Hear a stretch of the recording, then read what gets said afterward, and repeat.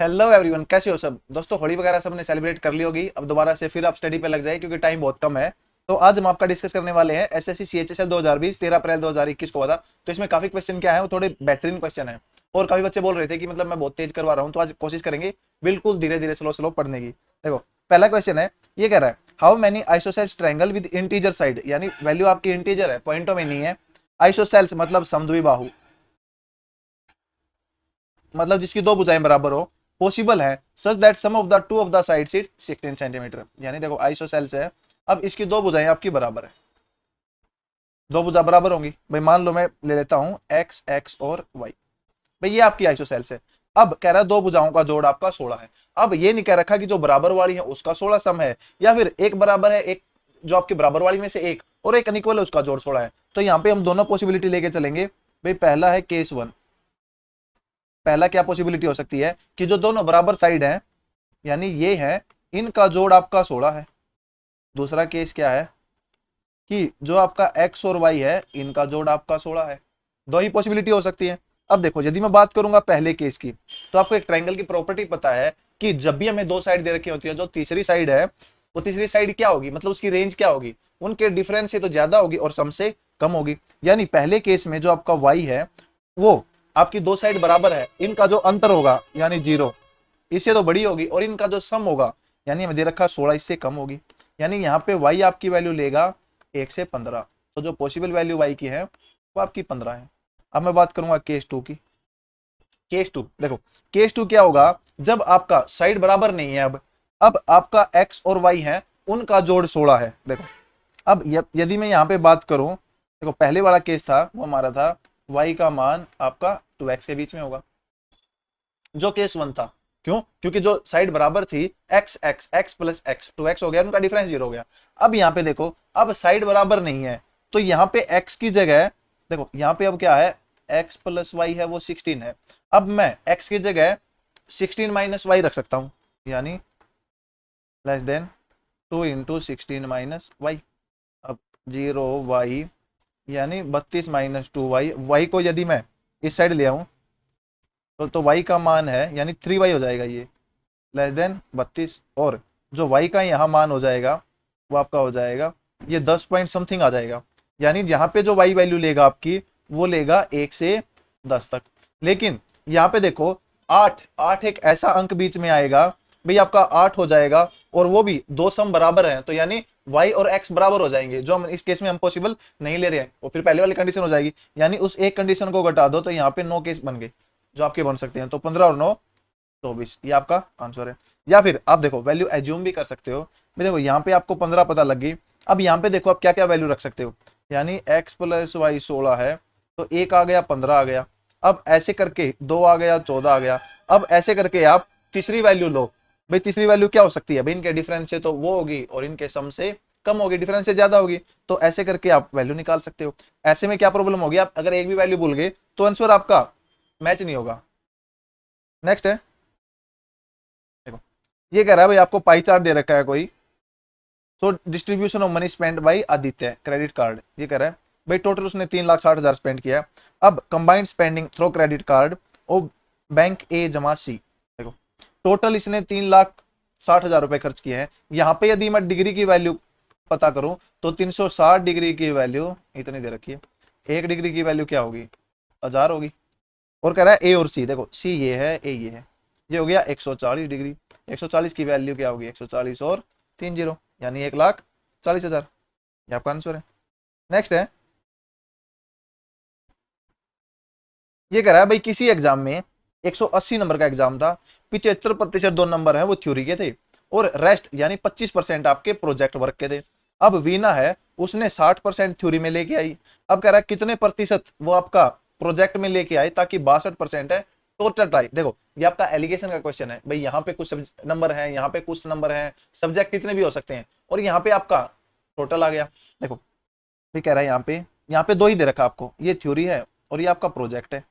अब कह रहा है 75% थ्योरी के हैं और रेस्ट नंबर आपके प्रोजेक्ट के हैं। देखो 75 इसके हैं, रेस्ट बच गया 25%। यानी मार्क्स की बात करें रेशो की, तो ये आ गया 3:1, क्योंकि यहाँ 75 होगा, यहाँ आपका 25 बच गया, तो काटेंगे 3:1 आ गया। अब देखो, अब ओवरऑल परसेंटेज क्या है, अब थ्योरी में उसने 60% लेके आई वो, अब कह रहा है इसमें कितने लेके आए कि यहाँ पे 62% बन जाए, तो मिक्सर एलिगेशन आपको पता होगा। देखो डिफरेंस देखो, इसका डिफरेंस 2 है, तो यानी एक की वैल्यू 2 होगी, 3 की वैल्यू होगी 6, और बड़े में से छोटा घटेगा। देखो इसमें से ये गया तो इसमें से ये घटेगा, अब किस में से 62 घटाऊं, 6 बचे, आप कहेंगे 68%, तो यही आपका आंसर है। या फिर आप इसको और मेथड से भी कर सकते हो बेसिक, भाई टोटल 180 है, इसका 75% निकाल दो, फिर बच गया इतना, अब उसको इसमें से इतने मिले, तो वो आपका लेंथी हो जाएगा और कुछ नहीं है, और हमें वहां टाइम ही बचाना है। देखो ये कह रहा है ए सर्कल है, एक क्वाड्रिलेटरल है पी क्यू आर एस, इसकी चारों साइड को टच कर रहा है। देखो जब भी कोई सर्कल क्वाड्रिलेटरल की चारों साइड को टच करे, तो एक प्रॉपर्टी होती है कि इसके जो आमने सामने की भुजा होती है उनका जोड़ बराबर होता है। देखो पी क्यू आर एस है, ये बी सी डी नहीं है, ये पी है, ये क्यू है, ये आर है, और ये ऐसे। अब आपको दे रखा P Q 11, Q R 12, P S 8, तो आर एस पूछा है। देखो आमने सामने की जोड़ का जो अपने सामने की भुजा है उनका जोड़ बराबर होगा। देखो 12 और 8 20, अब 11 में जोड़ो 20 आ जाए, आप कहेंगे नो, तो आंसर है नो। नेक्स्ट है,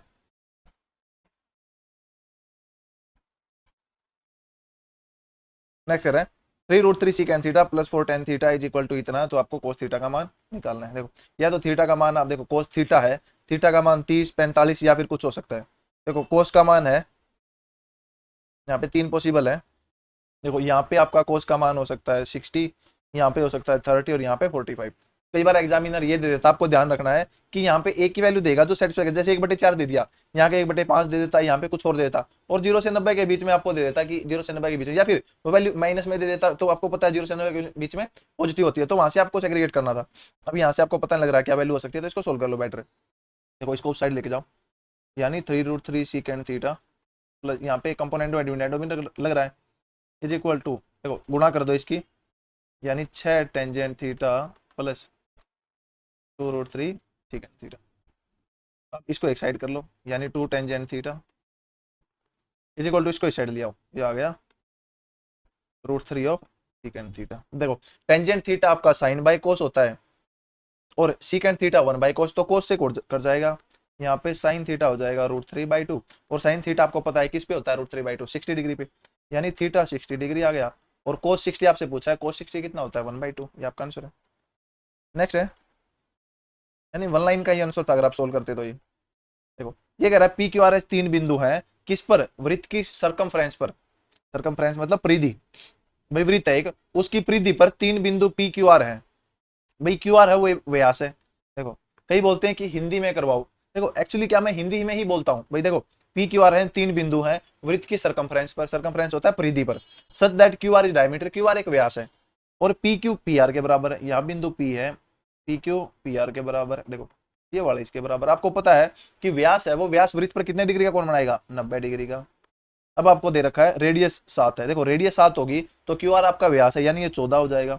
अब आपको पता है कि ये एक राइट एंगल ट्रायंगल बन गया, यानी समकोण त्रिभुज बन गया, और उसमें आपकी जो भुजाएं हैं उनका जोड़ आपका, उनके स्क्वायर का सम आपका क्यू आर के बराबर होगा, यानी P Q plus P R आपस में बराबर होंगी। देखो ऐसी सिचुएशन में जो आपकी ये भुजाएं होती हैं वो क्या होता है, इसका आधा √2, जैसे ये आ गया, इसका आधा करके 7√2 कर दो, जैसे राइट एंगल ट्रायंगल है कोई भी, और ये भुजाएं बराबर दे रखी है, और ये आपको दे रखा है ए, मान लो ए दे रखा है, या फिर ये मैं कहूँ 2a हो गया। अब जो ये होता है ये होगा आपका a√2, ये भी होगा a√2। कैसे, देखो स्क्वायर करके देखो, 2a, 2a का आपका स्क्वायर करेंगे 4a स्क्वायर, अब इसका स्क्वायर करके देखो, ये आ गया 2a स्क्वायर जमा 2a स्क्वायर। तो ये बातें आपको नोट डाउन करके रखनी है कि वहां पे आपको इतना टाइम नहीं होगा कि इसको ए मानू, इसको ए मानू, ए स्क्वायर जमा ए स्क्वायर इज इक्वल टू 14 का स्क्वायर 2a स्क्वायर, ये आ गया, फिर ए निकालूंगा मैं, तो डायरेक्ट आपको याद रखना है कि जो यहाँ पे होता है उसका आधा करके √2 से गुणा कर दो, वो वैल्यू आपकी आ जाएगी साइड की, यदि राइट एंगल ट्रायंगल है। राइट एंगल ट्रायंगल कैसी, आइसोसेल्स यानी समद्विबाहु। तो आपका आंसर आ गया 7√2। नेक्स्ट है,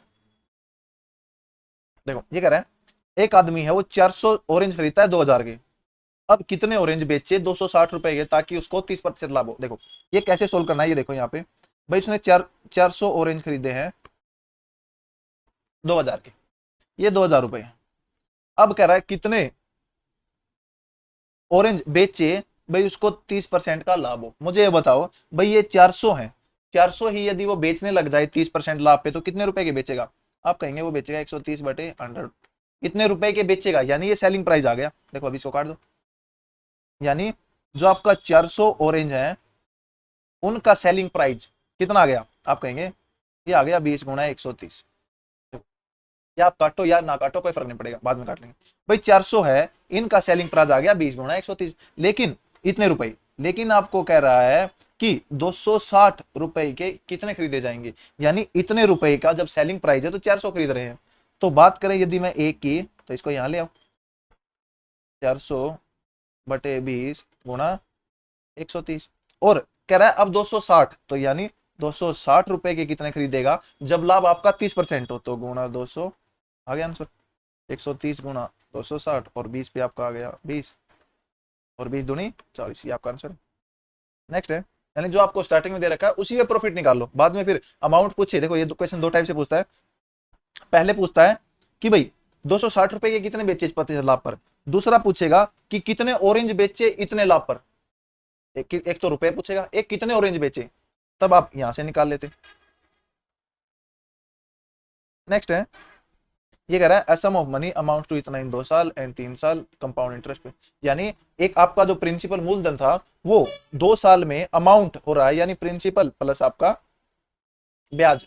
2 साल में हो गया 28,224, और 3 साल में हो गया इतना, देखो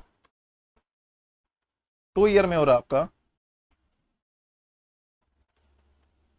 28,224, और जो 3 ईयर है इसमें हो रहा है 29,635। देखो पॉइंट हटाने के लिए एक जीरो यहां लगा दो और वहां से पॉइंट हटा दो, यानी 28, 22, 40 से 29,652 हो रहा है। देखो जब भी बात करें वो एक साल की, देखो आपका जो सीआई है वो एक साल की बात करेगा तो वो एक साल में साधारण ब्याज की तरह बढ़ता है, 2 साल में वो इनके स्क्वायर की फॉर्म में बढ़ता है, 3 साल में क्यूब की फॉर्म में बढ़ता है। देखो बात कर रहा है एक साल की, यदि मुझे रेट पता लग जाए तो मैं निकाल लूंगा, भाई पहले साल इस रेट से बढ़ा, दूसरे साल इस रेट से बढ़ा।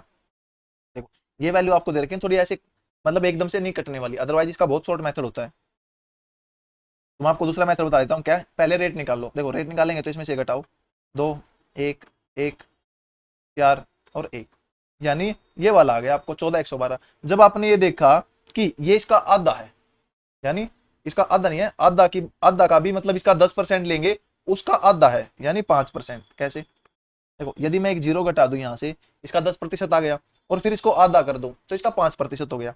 या फिर आप ऐसे भी निकाल सकते हो, 2,8,2,2,4 गुणा, तो अब एक जीरो से एक जीरो गई।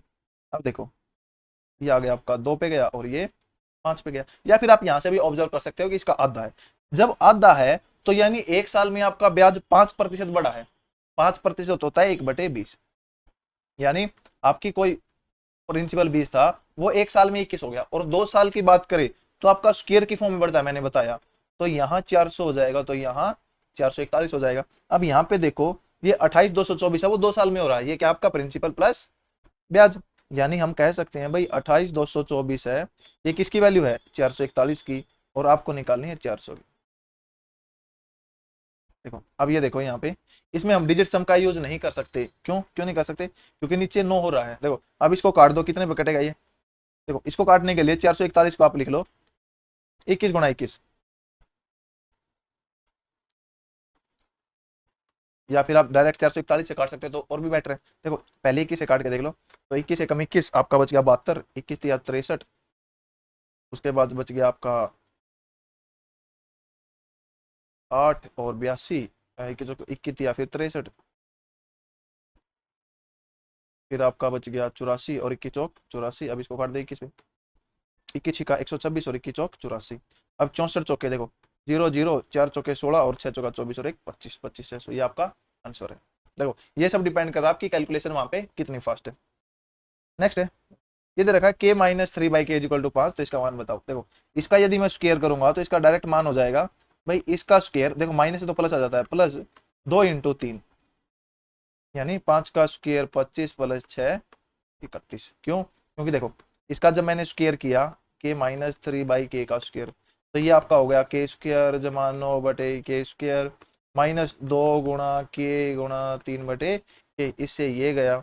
अब देखो आपको निकालना है ये, तो इसका स्क्वायर आपका 25 आ गया, और ये साइड जाके जुड़ जाएगा, वो क्या बच गया ठीक, तो ये आपको जो स्टेप है, यानी टाइम वहां पे आपको यहाँ बचाना है कि ये स्टेप आपको वहां रिपीट नहीं करना है, डायरेक्ट आपको इतना ही करना है। तो आपका आंसर आ गया 31। नेक्स्ट है,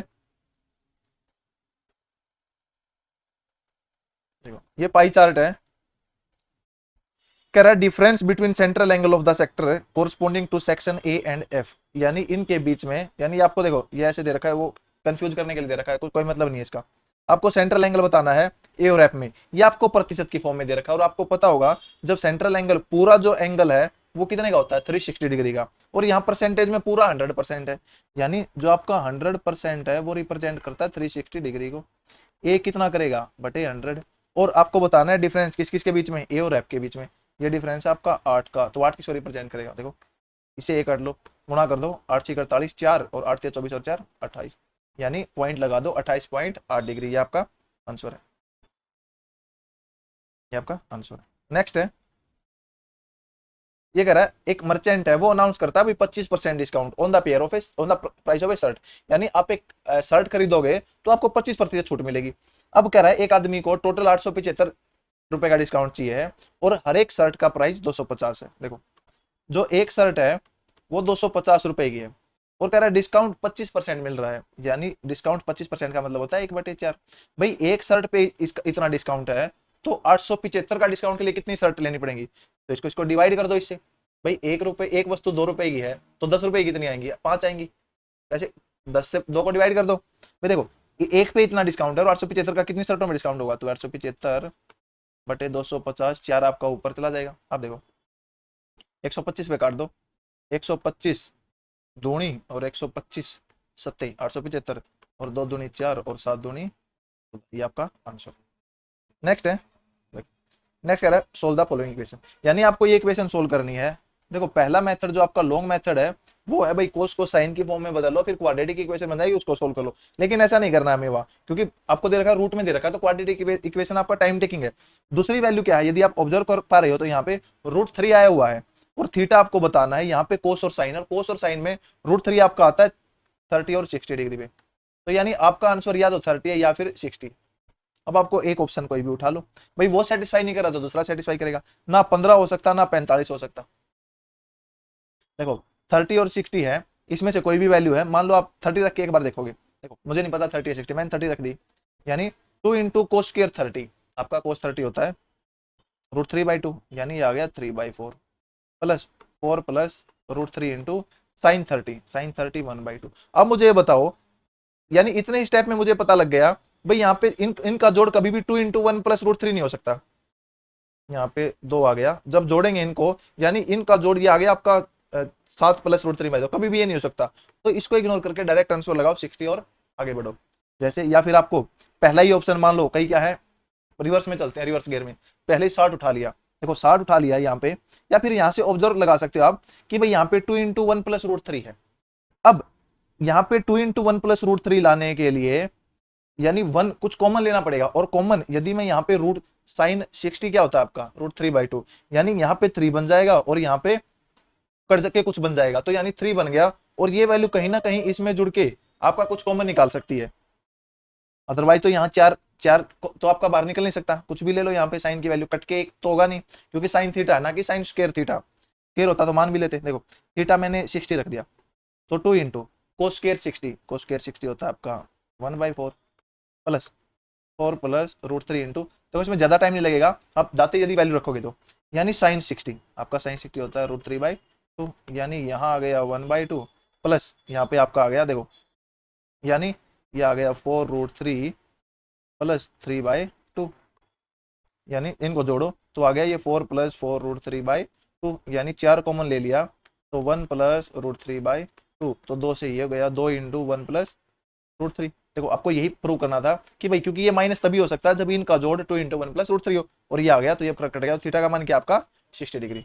नेक्स्ट है, क्योंकि ये आपका देखो 5 सेकंड, आपका 5 सेकंड मतलब 5 नहीं मानो, आपका 15 सेकंड लेगा थीटा की वैल्यू 30 रखने में, 15 लेगा थीटा की वैल्यू 60, तो आपको ये ऑब्जर्व करना है कहीं आप थीटा की वैल्यू 45 रख के वहां पुट करने लग जाओ, क्योंकि वो टाइम टेकिंग है। नेक्स्ट है, देखो कर आपको फिर डायग्राम दे रखा है, marks scored by 40 student, maximum 30 marks है। अब परसेंटेज ऑफ स्टूडेंट बतानी है जिसके लेस देन 50% मार्क है। देखो टोटल 30 है आपके, 30। अब 50% कितने हो गए इसके? 15 हो गए। 15 से कम कितने बच्चे आपके? देखो 8 7 15 और 2 17। और टोटल बच्चे आपके कितने हैं? देखो टोटल है 40 गुणा, ये आपको निकालना है। तो 20 दूनी 40, 20 पंजे तो 17 पंजे 85 बटे तो ये आ गया 42.5, क्योंकि 42 दूनी कितने होते हैं? 84। तो ये आपका आंसर है। नेक्स्ट है, देखो ये आपको दे रखा है 4 P equal to 6 Q equal to 9 R. तो P ratio Q ratio R आपको निकालना है। देखो इसके लिए मैंने बताया था आपको कि P ratio Q ratio R कैसे निकलेगा। देखो पी को छिपा लो और इन दो की गुणा कर दो, तो 6 नीमा 54। रेसो क्यू निकालना तो इन दोनों की गुणा कर दो, 9 चौका 36। और आर निकालना तो इन दोनों की गुणा कर दो, 24। अब इसको 9 से डिवाइड कर दो और 6 से डिवाइड कर दो, 6 नीमा 54, 6 6 36 और 6 चौका 24। ये आपका आंसर है। नेक्स्ट है, ये भी आपको डीआई दे रखा है, पाई चार्ट है और आपका स्टूडेंट ऑफ ग्रेजुएट और पोस्ट ग्रेजुएट बता रखा है। यानी ये आपको डाटा दे रखा है ग्रेजुएट का और ये आपको दे रखा है पोस्ट ग्रेजुएट का। ये आपको पाई चार्ट है भाई, 100% की वैल्यू ये है, इसकी वैल्यू इतनी बतानी है। तो आपको क्या बताना है? Ratio of the graduate P और एस टुगेदर और post graduate P and S together. देखो यहाँ पे लेके आओ पी और एस, पी और एस और पी और एस। देखो ये वाला क्वेश्चन जब हम मेंस का क्वेश्चन कर रहे थे तब मैंने बताया था, देखो रेशो बतानी है पी और एस दोनों को जोड़ो, 25 और 20 45। और वैल्यू रेशो किससे बतानी है? इसके पी और एस से। तो आपका 36 और 18 आपका हो गया 54, यानी ये वाला हो गया। अब इसको गुणा कर दो जो दे रखा है, यानी 124। देखो 2 जीरो वैसे कट जाएंगी, ये आपका 80 है। तो ये आपकी रेशो आ जाएगी। देखो काट के देखो अब इसको। अब 9 छिके 54, 9 पंजे 45, 5 पे आपका 16 और 6 पे ये आपका कट गया, नहीं 6 पे नहीं कटा, 2 पे 3 और 2 पे आपका कट गया, 2 छिके 12, 2 दूनी 4। अब देखो 2 पे फिर कट रहा है 8 और 2 पे फिर कट गया 31, यानी 31/24 आ गया। तो आपका जो आंसर है वो 31/24 में होगा। नेक्स्ट है, देखो ये आ गया 31/24।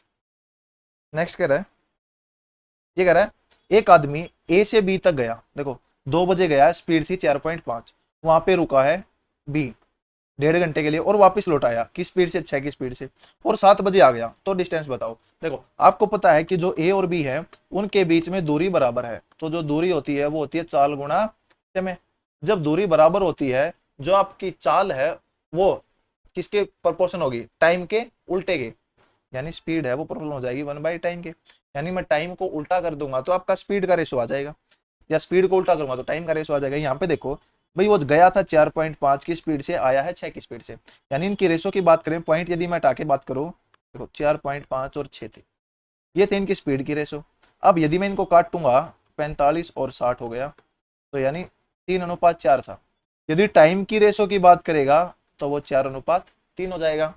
यानी 4 यदि उसको जाने में टाइम लगा है तो 3 उसको आने में टाइम लगा है। क्यों? क्योंकि आपकी स्पीड, ये जाने की स्पीड है, ये आने की स्पीड है। रेशो निकाल ली मैंने। अब यहाँ पे देखो भाई वो 2 बजे स्टार्ट किया था, 7 बजे उल्टा गया, यानी 5 घंटे लगे उसको, लेकिन 1.5 घंटे वो रुका है। यदि वो नहीं रुकता, जाता और आता, उसको कितने घंटे लगते भाई? 5 में से 1.5 घटा तो 3.5 घंटे, यानी 7/2 घंटे टोटल लगते। और यहाँ पे टोटल कितने लग रहे हैं? यहाँ पे देखो 7 लग रहे हैं, 4 और 3 को जोड़ा मैंने, यानी 7 की वैल्यू 7/2 है। 1 की वैल्यू कितनी आ जाएगी? 1/2। और 3 की वैल्यू 3/2 आ जाएगी और 4 की वैल्यू 2 आ जाएगी। अब ये आपका आ गया टाइम एक्चुअल में।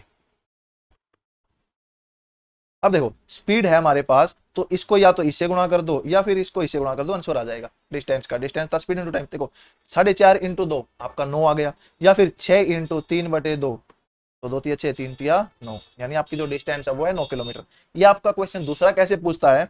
यहाँ पे ये पूछता है कि जाने के बजाय उसको आने में इतना टाइम लगा है, तो वहां पे आपको क्या करना है?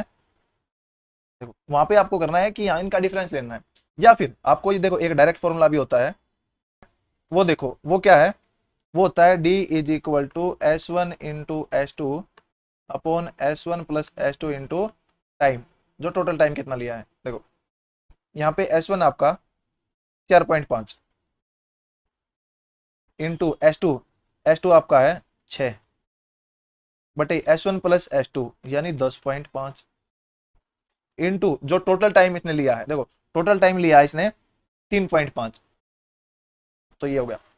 देखो इसको काटो, ये 3 पे गया और ये 2 गया, तो 4.5 इंटू 2 ये आपका आ गया 9। तो ये आपका आंसर है। ये आप ऐसे कर लो या फिर ऐसे कर लो। नेक्स्ट है, ये कह रहा है the average of three numbers A B C and D is 2d+4, यानी एवरेज आपका इतना है। तो यदि मैं जोड़ की बात करूंगा तो आपका हो जाएगा, देखो इसको, देखो ये चार नंबर हैं तो चार उस साइड जाके गुणा हो जाएगा, तो 8d+4।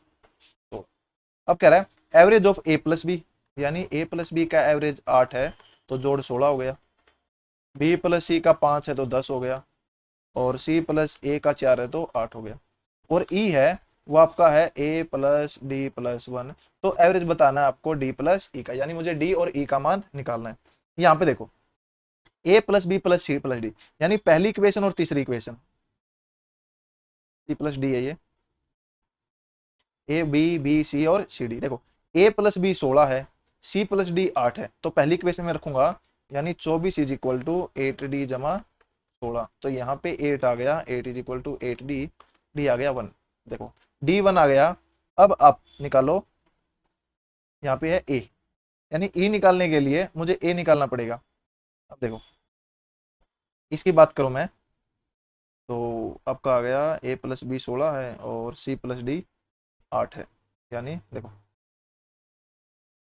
c+d 8 और a+b 16, तो यानी d का मान यहाँ पे यदि मैं रखूं तो यानी 16 और 8 24, तो a+b+c+d 24 आ गया।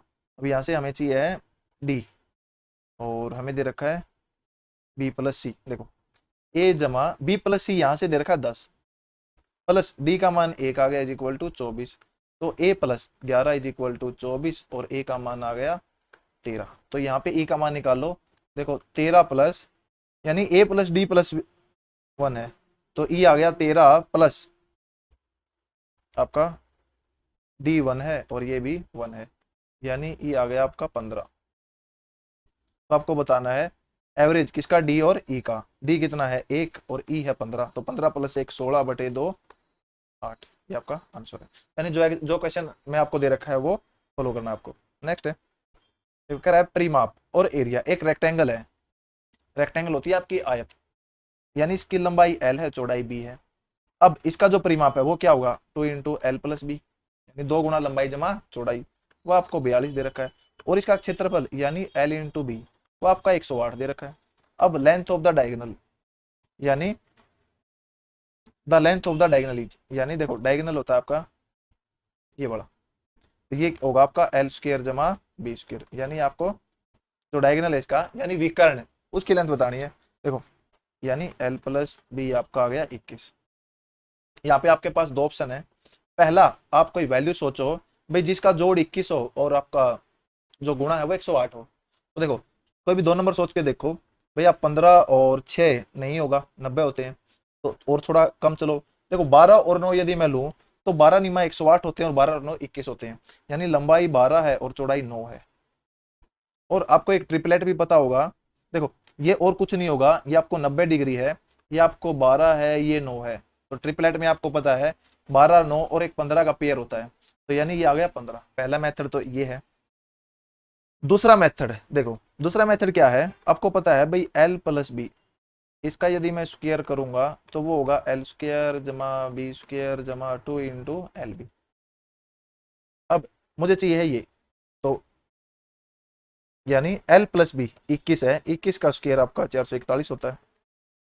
अब -2 × lb, 108 दूनी 216 होते हैं, इज इक्वल टू l² जमा b², यानी देखो हमें चाहिए ये होता है आपका l² जमा b² का अंडर रूट, क्योंकि विकर्ण है वो क्या होगा, इसका स्क्वायर जमा इसका स्क्वायर का अंडर रूट। तो देखो यानी इसका जो अंडर रूट होगा, हमें देखो l² जमा b² यहाँ से निकालो तो आपका आ गया 225, और इसका अंडर रूट जब हम करेंगे ये आपका आ जाएगा 15 के बराबर, यानी वो आपका आंसर है। नेक्स्ट है, देखो आज तो बहुत स्लो स्लो करवा रहा हूँ। देखो ए किसी काम को 15/2 घंटे में कर सकता है, और बी आपका 21/2 में कर सकता है। देखो एलसीएम लो 15 और 21 का, देखो आप कहेंगे एलसीएम आएगा 105, यहाँ पे 15 सत्ते 105 और 7 दूनी 14, यहाँ पे 21 पंजा 105 और 5 दूनी 10। कैसे, देखो ये इनके दिन दे रखे हैं, ये कुल काम आ गया और ये उनका एक दिन का काम आ गया, तो 15, देखो कैसे निकालते हैं हम एक दिन का काम, 105/15/2, ये 2 ऊपर चला जाता है, तो 15 सत्ते 105 और 7 दूनी 14, देखो ये कह रहा है, यानी ये घंटे दे रखे हैं आपको। अब कह रहा है वो उन्होंने 7/2 घंटे काम किया। देखो 1 घंटे में ये काम करेंगे 24, और 7/2 घंटे में कितना काम करेंगे, देखो 2 पे 12, 12 सते 84, यानी उन्होंने 84 काम कर लिया। कितना बच गया, आप कहेंगे 21। कह रहा है कितना भाग बच गया, टोटल था 105, 21 बच गया, तो 21/105, यानी डिवाइड कर दो 1/5 भाग, ये आपका। नेक्स्ट है,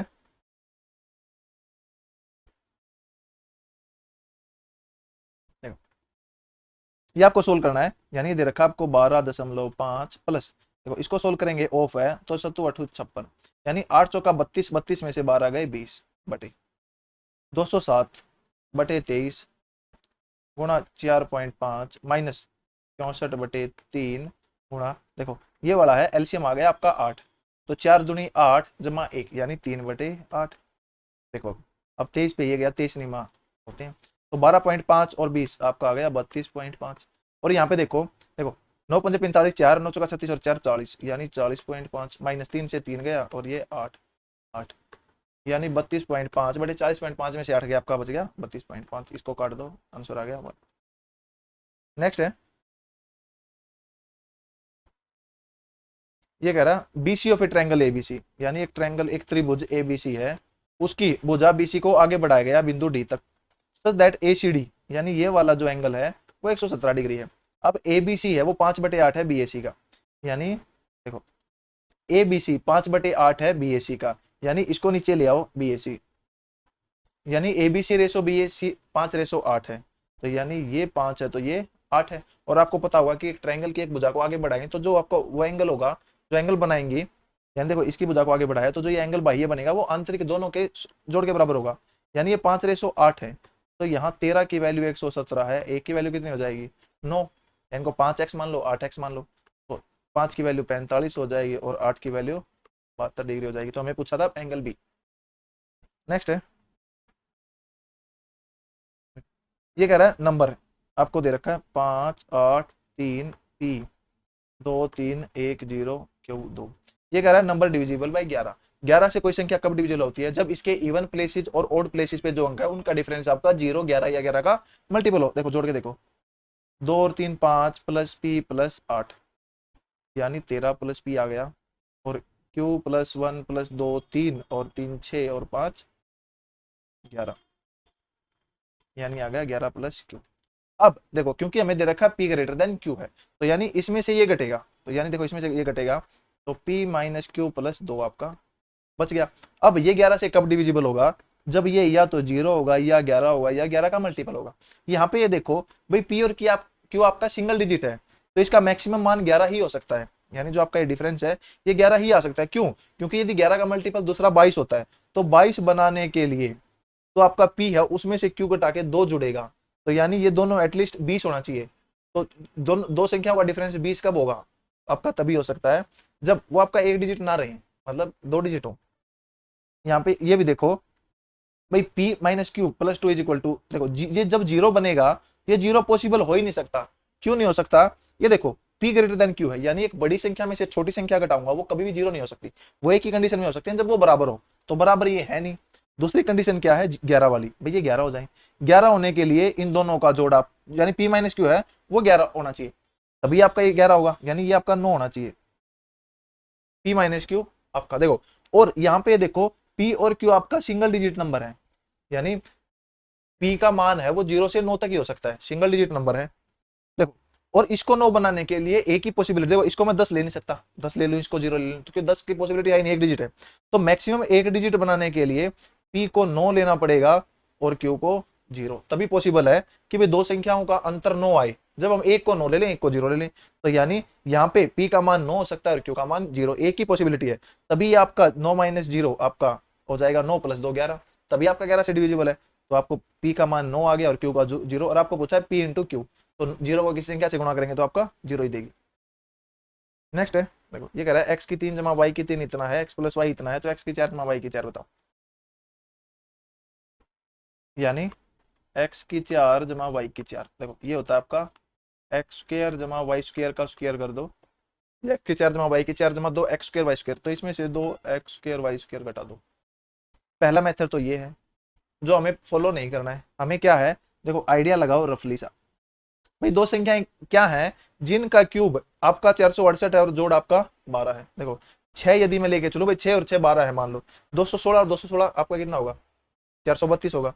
तो यानी 6 से आप एक कम लो एक ज्यादा लो, पहले बात करो बराबर की, फिर बराबर वाला लेकर यानी बराबर लो, फिर एक आगे चलते जाओ एक पीछे हटते जाओ।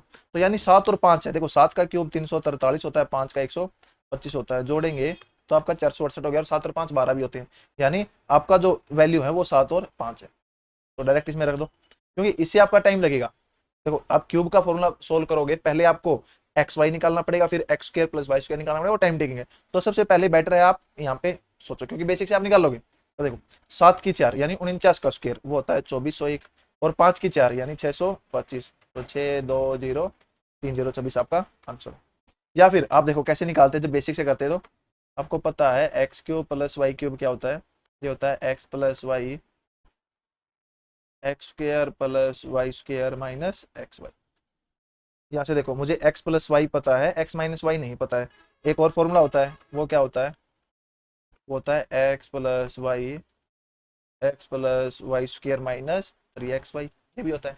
यहाँ पे देखो x प्लस वाई मुझे पता है, यहाँ से 3xy निकाल लोगे, फिर आप एक्स वाई आ गया, इस फॉर्मूले से आप एक्स स्क्र वाई स्क्र निकालोगे, फिर इसको सोल्व करोगे, यानी टाइम टेकिंग बहुत ज्यादा हो जाएगा। तो आप बेटर है कोई वैल्यू एज्यूम कर लो। नेक्स्ट है, ये कह रहा है ए स्क्र बी स्क्र इतना है तो इसका मान बताना। देखो मैंने आपको बताया था जब भी ऐसा क्वेश्चन हो तो आप डायरेक्ट ए बी सी की वैल्यू लिखो।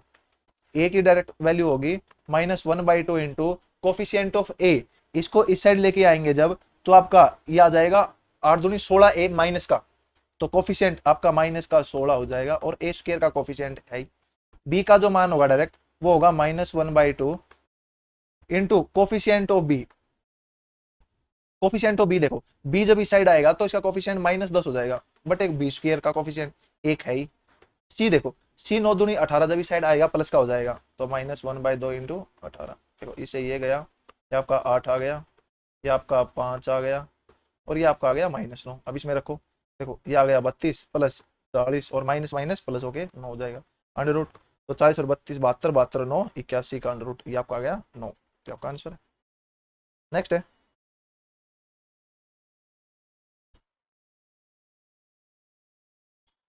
तो भी समझ गया। देखो लास्ट क्वेश्चन आज का, ये आपको दे रखा है, ये है, और अच्छा इसमें से क्या घटाएं कि आपका 2 आए। देखो 4 इंटू, यहाँ पे देखो साइन की 460 कोस की 30 60, यानी जो साइन की 460 यानी जो साइन 60 है वही कोस 30 है, यानी साइन की 460 लिखो या कोस की 430 लिखो, बात बराबर है। तो यानी ये देखो ये और ये बराबर होंगे, तो यानी एक ये है एक ये है, तो 2 होंगे, तो एक की वैल्यू लिख दो। भाई साइन की 460 कितने हो गया, ये आपका होगा 9/√3/2 होता है ना, तो 9/16, ये आपका हो गया।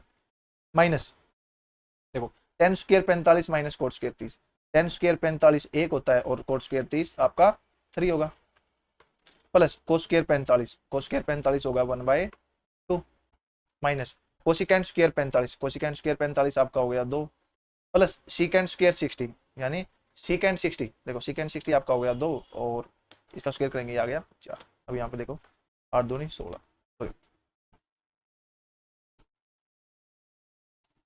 8 दूनी 16, यानी 9/2 माइनस, देखो इसमें से घटाएंगे तो माइनस का 2 बचेगा, और ये आपका प्लस का 2 हो जाएगा, प्लस 1/2 प्लस 2। अब यहाँ पे देखो, देखो इसको जोड़ा, ये आपका 9 और 1 10/2 5 आ गया, और ये आपका 4 आ गया, यानी 9 आ गया।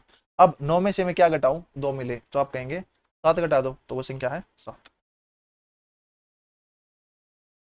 तो आज के लिए इतना ही रखते हैं, बाकी हम करेंगे नेक्स्ट वीडियो में।